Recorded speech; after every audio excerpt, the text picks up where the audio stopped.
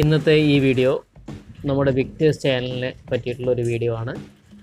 ഇത് വളരെ ചെറിയ ഒരു വീഡിയോ ആണ്, ജസ്റ്റ് ഒരു ഇൻഫോർമേഷന് വേണ്ടി മാത്രമുള്ള ഒരു വീഡിയോ ആണ്. ഇതാ നിങ്ങൾക്ക് ഇത് വിക്ടേഴ്സ് ചാനലാണ് ഇതിനകത്ത് കാണിക്കുന്നത്. നമുക്ക് വിക്ടേഴ്സിൻ്റെ വെബ്സൈറ്റിലും പ്ലേ സ്റ്റോറിലും വെച്ച് മൊബൈലിലേക്ക് ഡൗൺലോഡ് ചെയ്ത് നമുക്ക് വിക്ടേഴ്സ് ചാനൽ കാണാൻ പറ്റുന്നതാണ്. ഇത് വിക്ടേഴ്സ് ചാനലിൻ്റെ താഴെ കാണിക്കുന്നതാണ്, എഴുതി കാണിക്കുന്നതാണ്. ഞാൻ ഈ സ്ക്രീനിൽ കാണിക്കുന്നത്.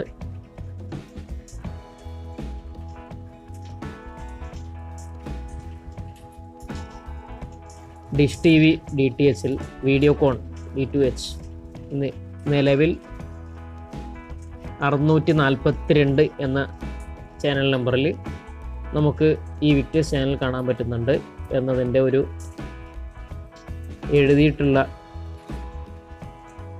അടിയിൽ കാണിക്കുന്നുണ്ട്.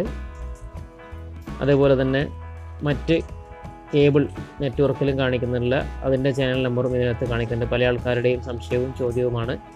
അതുപോലെ ഇനി ബാക്കിയുള്ള DTH ലൊക്കെ ഇത് വരാൻ സാധ്യത ഉണ്ട്, വരുമെന്ന് തന്നെ നമുക്ക് പ്രതീക്ഷിക്കാം. അതല്ല എങ്കിലും നമുക്ക് വളരെ ചെറിയ ഒരു ചിലവ് ചുരുങ്ങിയ രീതിയിൽ ഇതുപോലുള്ള ഒരു റിസീവർ ഉപയോഗിച്ച്, അതായത് FTA റിസീവർ ഉപയോഗിച്ച് മറ്റ് റീചാർജുകളോ ഒന്നും തന്നെ ഇല്ലാതെ നമുക്ക് ഈ വിക്ടേഴ്സ് ചാനൽ കാണാൻ പറ്റുന്നതാണ്. അതിൻ്റെ ഫുള്ള് സെറ്റിങ്സ് ഞാൻ ഇപ്പോൾ കാണിക്കുന്നില്ല, ഇതിന് മുമ്പത്തെ വീഡിയോ ഞാൻ കാണിച്ചിട്ടുണ്ട്. അതുകൊണ്ട് തന്നെ ഞാൻ ജസ്റ്റ് ഒരു ഡിഷ് ആൻറ്റിന ഇതിനെ കാണിക്കാം. ഫ്രീ ആയിട്ട് സെറ്റ് ചെയ്തതിൻ്റെ ഡിഷ് ആൻറ്റിന സെറ്റിങ്സാണ് ഞാൻ ഇതിനകത്ത് കാണിക്കാൻ പോകുന്നത്. ഇതാണ് നമ്മുടെ ഡിഷ് ആൻറ്റിന. ഇതിൻ്റെ LMB സ്ക്യൂ നിങ്ങൾക്ക് കാണാൻ വേണ്ടി പറ്റും. 74 ഡിഗ്രിയിലാണ് ഇത് സെറ്റ് ചെയ്തിട്ടുള്ളത്. ഇതിൻ്റെ ബാക്ക് സൈഡും LMB സ്ക്യൂ നിങ്ങൾ സൂക്ഷിച്ച് നോക്കുക.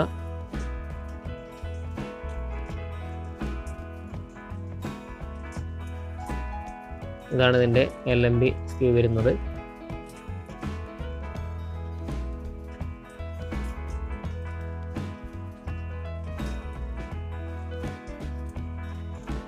നിങ്ങൾ നേരത്തെ ഈ ഡിഷിൽ നിന്നും വന്ന സിഗ്നലാണ് നിങ്ങൾ കണ്ടത്, പിക്ചറാണ് നിങ്ങൾ കണ്ടത്.